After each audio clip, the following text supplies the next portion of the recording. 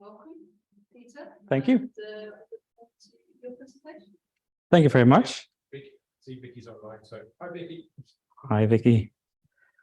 So welcome to my session on how to design programmatic assessment for lifelong learner skills. I would start by asking how many of you are familiar with programmatic assessment or the concept of programmatic assessment already? One. Cool.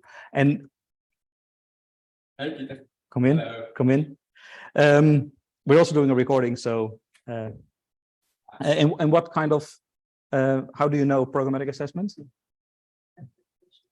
Sorry, medical education. Yeah, that's the traditional place in which programmatic assessment happens a lot. So I'd like to first start with an introduction about me. Who am I? Who are we? Dive into learning motivation and the aims of assessment we have, then into the topic of programmatic assessment, how to employ e-portfolios for programmatic assessment, and lastly, I'd like to introduce Portflow as a solution. So my name is Pieter, with an extra I, just like Dream. You just say Pieter and Dream. I work as a product manager for Portflow at Dream for a little over 2 years now. I started out as an educationalist. I studied educational science and technology at the University of Twente in the Netherlands. And previously I worked as a product strategist for a little over 6 years at Ginzy, aimed at creating edtech for primary education. But I continued to pursue my passion for promoting intrinsic learning motivation using edtech and ownership of students here at Dream as a product manager aimed at higher and further education. So let's start by looking at the challenges we are facing in our education at this moment, in which change is known and embraced as a constant. So we are preparing students for a rapidly changing future with increasing rapid changes due to changes in climate, technology, and also globalization, leading in a lot of unpredictability. Yes. So we really don't know what the future occupations of our students would look like. However, what we do know is that change as a constant requires a lot of flexibility and also responsibility at the end of our learners as well. So we've put an increased importance onto lifelong learning and a key focus on the development of the right set of skills and competencies rather than just grades and courses. So if you ask yourself, why are our students learning? The ideal answer would, of course, be because they want to expand their skill sets, because they want to expand their knowledge, because they want to have a big, well-paid job. But practice also tells us, especially in higher and further education, students are learning because they are expected to. Research has shown that the more students mature in education, so after finishing primary education, secondary education, going into further and higher education, more and more focus is put on stimulants of extrinsic motivation, and their intrinsic learning motivation as a consequence suffers from that. A nice example of things you might hear students say is, I'm not going to this next class if it's not mandatory, because I'm sure it will be a boring one. So they really perceive their education as consumers rather than directors. So we have many current practices in place in our current education system that inhibit the intrinsic motivation of our students, such as grading, assessments, big data, of course, especially since the possibilities of digital education, digital supervision, proctoring, famously or infamously, grown since the pandemic. But on the other hand, we try to counter these effects by offering more personalized, flexible, and self-directed learning based around competencies and skills. But how can we achieve that? Before we dive into that answer, as we are talking about assessment, a little intermezzo on the purposes of assessment we can have. So in essence, you can discern 4 main purposes of assessment. The first one is to use assessments to have a tool to sort and select students. So classifying students by their level of ability, determining whether they can transition into the next year of their program, etc. The second one is stimulating focus. So pointing out content in your courses that is especially relevant or especially important. So directing the attention of your students to the things that you think are important. Next to that is, of course, monitoring the progress of the students. Track development on their competencies, their learning outcomes. Have they understand what they should understand by now? And lastly, but not less important, is improving the learning process itself. So reflecting on your practices as an instructor, understanding the learning process through the weaknesses and strengths of everything that has happened in the tools you've used, the activities you did, etc. Unfortunately, the 3 first aims of assessment are rather focused on extrinsic motivation. So focused on the outcomes rather than the process itself. And only together with the 4th one, you can focus more on the intrinsic motivation. Also allowing monitoring of process, for example, progress, for example, to focus more on the learning process and also improving the learning process for the student. So introducing programmatic assessment as a concept. It's definitely not a recipe, so it's not, that doesn't tell you how to organize your education, but it's a concept aimed at improving the learning process, both for the student as well as for the teacher. It's about continuous measurements rather than a final high-stakes assessment at the end of a term or at the end of a course. It's about longitudinal assessment and a holistic view of the students, both in their academic competencies, but also on their social growth. It's focused largely on qualitative feedback rather than grades and marks, and really aimed at growth. It encompasses 3 types of stakes, which we call low stakes, intermediate stakes, and high stakes valuations, assessments, so-called data points.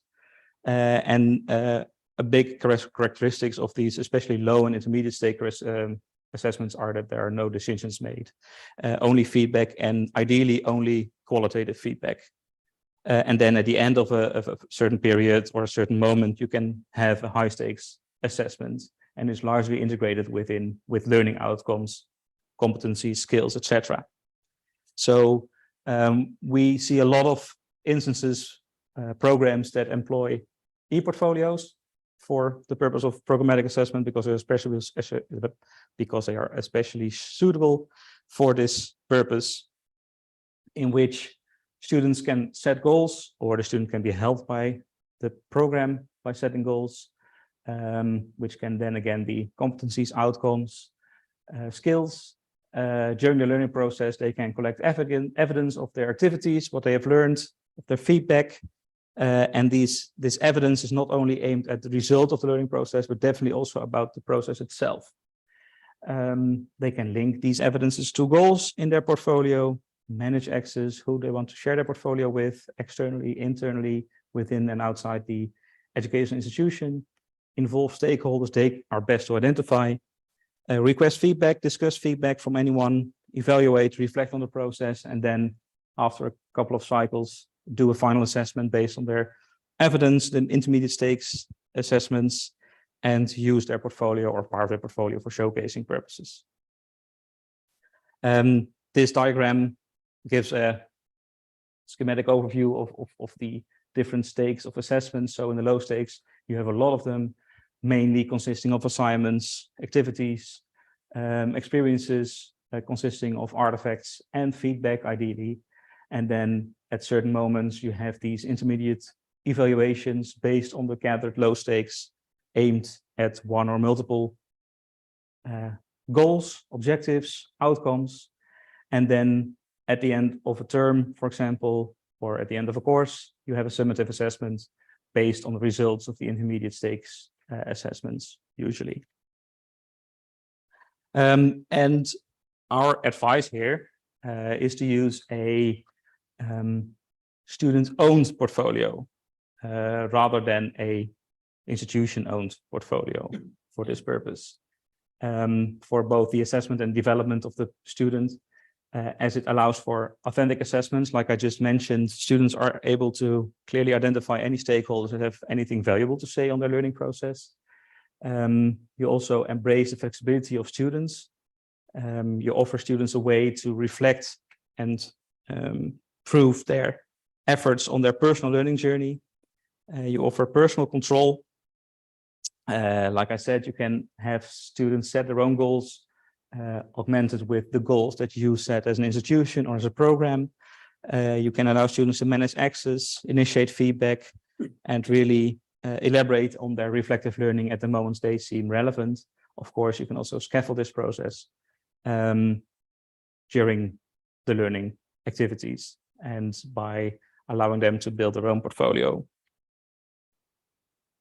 So lastly, Portflow, of course, is a solution that fosters this process, allows you to build a personal student-owned portfolio within the VLE, currently operable with Canvas and Brightspace.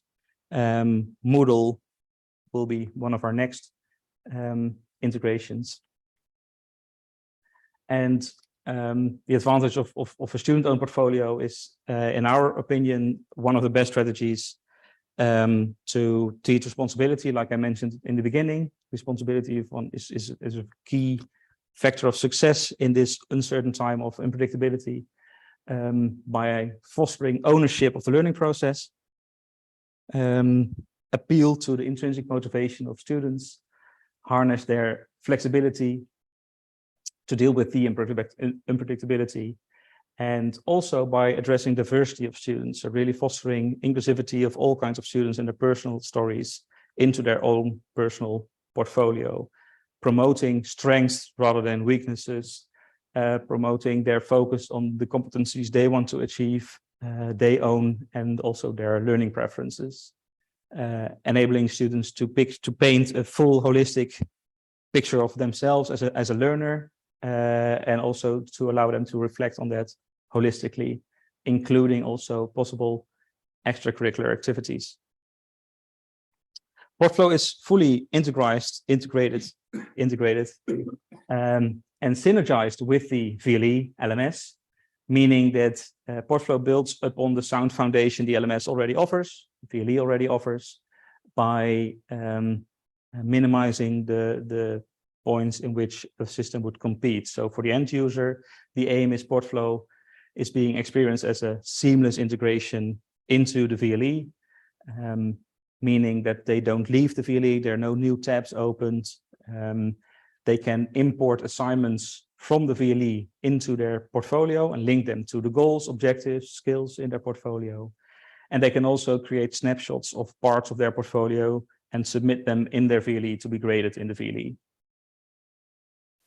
And importantly, it's very important to offer a wide range of flexibility, not only in the sense of how and when you want students to learn, but also in the dimension of where you want control to be at what moment in time, or in what context. So as we do recognize students as the most flexible partners in embracing unpredictability, we think it's important to really support the wide spectrum between teacher-driven and student-driven education, meaning you could have multiple scenarios at any given moment, depending on the abilities of the students, but also depending on the context of a course, the aims of objectives of a program, and you can decide to build more student-driven education later on in their program and scaffold their progress towards it. And together with the VLE, Portflow offers teachers and instructors and program managers a rich toolbox to offer that scaffolding to their students by giving them instructions, deadlines, assignments, check-ins, but also appraisals, grading valuations, and using templates and feedback along the way. And you can use any of these tools depending on the purpose you have and the spectrum and where you want to be on the spectrum of control between teacher and student-driven education. So when we look at Portflow itself, there's a rough learning trajectory we usually use to explain the feature set of Portflow, starting with the planning phase, in which students can set the goals, define the structure of their portfolio, and in which they can be scaffolded and held by templates, by instructors in the programs. In the learning phase, they can collect evidence of their learning experiences, determine access, gather feedback, discuss feedback. In the tracking phase, they can initiate so-called progress reviews for the intermediate stake assessments, gather insights on the learning progress towards their goals. And in the end, in the proving phase, they can create snapshots of their portfolio for assessments, grading, and showcasing. So going through these phases one by one, of course, in real life, these phases are far more intertwined than we do presume here. This is an example of Portflow, an abstraction, in this case, integrated in Canvas. So usually it will be added to the global navigation, the main navigation of the VLE, as it's not tied to a specific course. It's really a course overarching portfolio. Every user will have their own portfolio, and they can structure their portfolio with these folders you see down here, which we call collections. And these folders usually refer to learning contexts. So that may be projects, courses, internships, modules, anything the student has been learning within. And the student can create these collections themselves, or they can be imported through a template. And then within these collections, the student can add goals, and goals can be anything the student is working towards. So it can be a competency, a skill, outcome, learning objective. And the student can then link these goals to their collections and link evidence within the collections to these goals in order for these goals to provide a course overarching overview of what has happened to that goal. And like collections, goals can also be imported with a template to a student's portfolio. Then in the learning phase, students can add evidence, which can be LMS assignments, which they can import into the portfolio, file uploads from their own computer, Google Drive, OneDrive, links to anywhere on the web, free text evidence for quick created evidence or video evidence.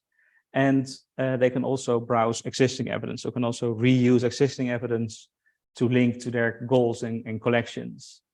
And one of the advantages of linking or importing actually LMS assignments is that you would also able to import the feedback that you received in an LMS assignment to really show that authentic feedback within your portfolio and to continue the discussion and reflection in your portfolio on the feedback.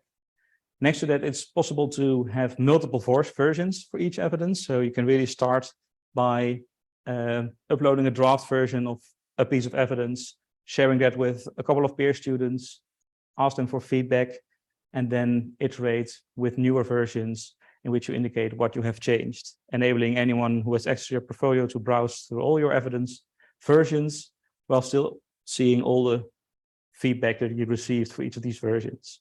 Everything is conveniently labeled, really showing the iterative learning process of the students and making that visible. It's possible to share your portfolio with anyone within the organization through the integration we have, but it's also possible to invite people outside of the organization to your portfolio or just to one specific collection. For example, if you have a collection that contains all your evidence from an internship, you might want to invite your internship assessor outside of your education institution to access your portfolio, provide feedback, which can then be granted through a two-factor authentication. You can even send directed feedback requests, and all the feedback is covered in threaded discussion. So visually identifiable what comment is about what piece of feedback. You can also enrich feedback with file attachments, with formatting, and also create audio recordings for more nuanced feedback.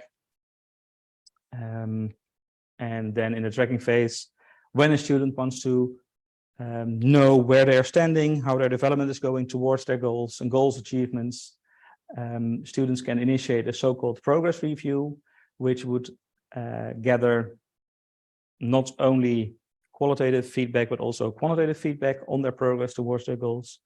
So in that case, they can invite people to their portfolio and ask them for a quantitative review of their portfolio based on the evidence that's currently there, and the goals they have selected. So they can select a set of goals, and then every person you have asked for feedback for a valuation, a score, gets the opportunity to rate your performance on each of the goals that you have selected, and that's then aggregated into these kinds of insights. So you can see the insights aggregated per role, so your self-evaluation, the evaluation of your coach, evaluation of an expert, maybe also evaluation of peers, teachers, and you can also see your progress, again, aggregated per role that has evaluated you. And then lastly, in the final step, the student can create a snapshot of their portfolio or part of their portfolio, in which they are able to add a plea, description, and submit that portfolio within the VLE or an external grading application for summative assessment. And that same snapshot can also be used for showcasing purposes, meaning that they can create a showcase link of that snapshot, which would then give anyone with that link access to your portfolio, but then without the feedback. So just the finalized versions of your evidence in the way you have organized and curated your portfolio. And of course, also possible to create a export of your portfolio or a specific snapshot. We're also integrating with badges, micro-credentials, very important to also offer more flexible education and recognize the earlier, smaller steps and achievements of the students. And we have a case study of one of our successful partners, longtime partners, that has transformed their education using Portflow and embracing the unpredictability by allowing students more ownership of their learning. And of course, we have a lot of other institutions that can vouch for that. Any questions?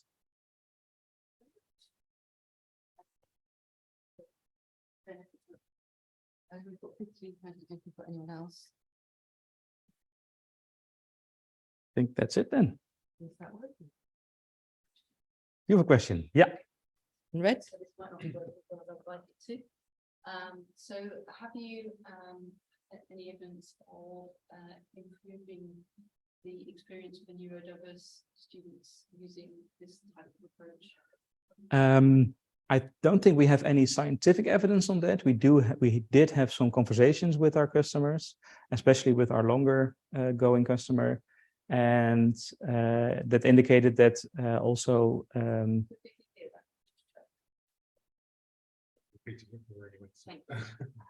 neurodiverse students, that they feel they have more, by the fact that they have more control over their portfolio, they feel to be more in a safer space, which they control. So they decide when, who, how to ask for feedback, and they have control over how to deal with the feedback they received, how to organize their portfolio, but also how to prove that they have achieved a certain competency. Well, we have in education, medical schools, that having that scaffolding and being structured definitely helps those with those neurodivergent. Yeah. Yeah. Yeah, that's very important.